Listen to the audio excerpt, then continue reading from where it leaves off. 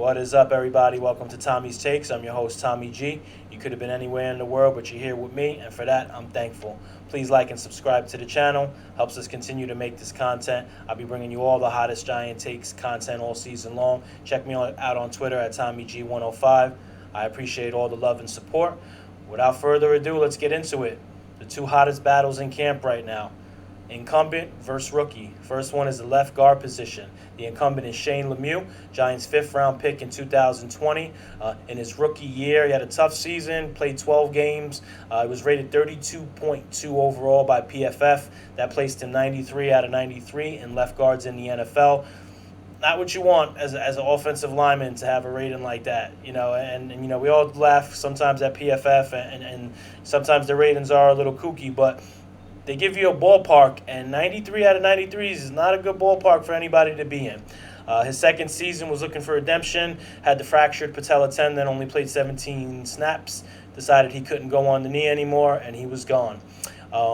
Listened to an interview with him a couple months ago. He doesn't listen to the noise, doesn't have a Twitter, doesn't have an Instagram. All he does is listen to his coaches. I think that's a good thing in this scenario here. Also, looking at the connection here, Brian Daboll and Bobby Johnson, the offensive line coach, liked him coming out of college in 2020, and with Buffalo had their eye on him. I think that's a positive for Shane Lemieux.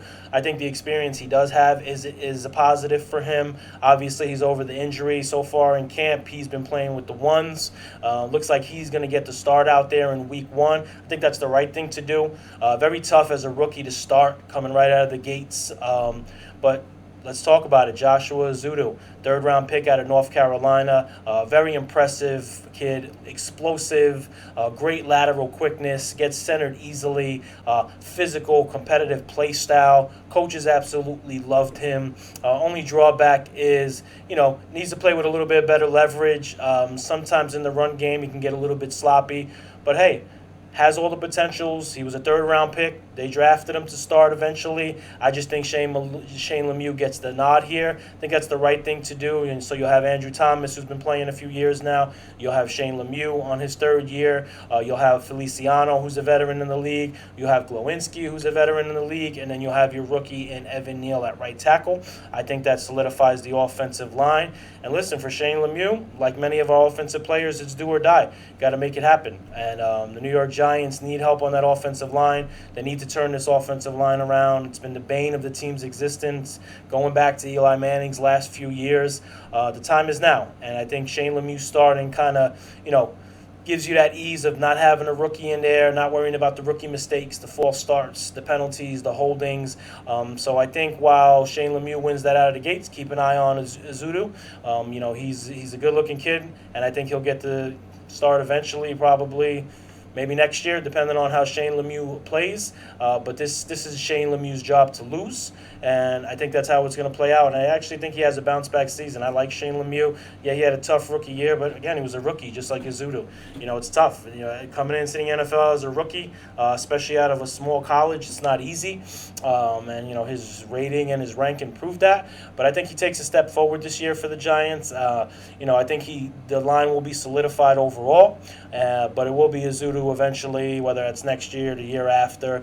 We didn't draft him to sit on the bench in the third round, and at the very least, we have depth. Shane Lemieux goes down, gets hurt. We need a swing guard. We have Ezeudu off the bench, so excited to see that. The second positional battle I have is slot cornerback. You have Darnay Holmes, the incumbent, versus the rookie Cordell Flott.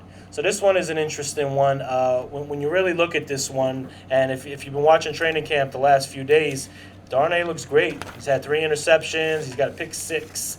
He's been all over the field. He really has played well. In college, he played mostly on the boundary. Coming to the NFL, a decision was made for his height and his weight. Probably be better off in the slot. It was a 4th-round pick out of UCLA.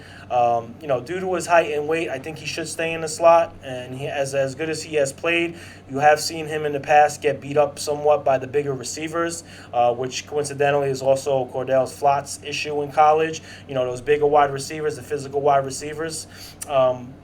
Listen, played a little bit of both.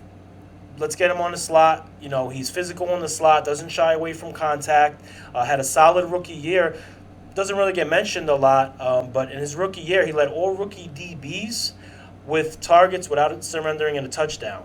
He started 12 games, had 452 snaps, 390 coming in the slot. So this kid has played, and he can play. Last year was a little bit up and down. I think the Giants were really trying to figure out what to do with him.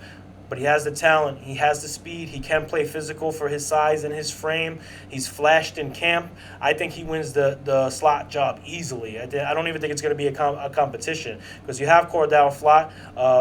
He was drafted in the third round out of LSU. Good speed.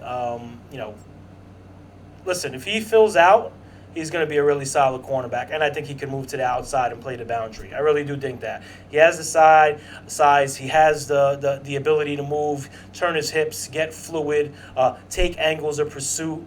He did lose some battles in college, like I mentioned, to the bigger receivers, but that's normal. That's going to happen. Whenever you have a college kid that has a small frame and you have a big body receiver out there and it's getting physical, it's going to tilt to the big body receiver. But I love Darnay Holmes. I think he's going to be great for us at cornerback.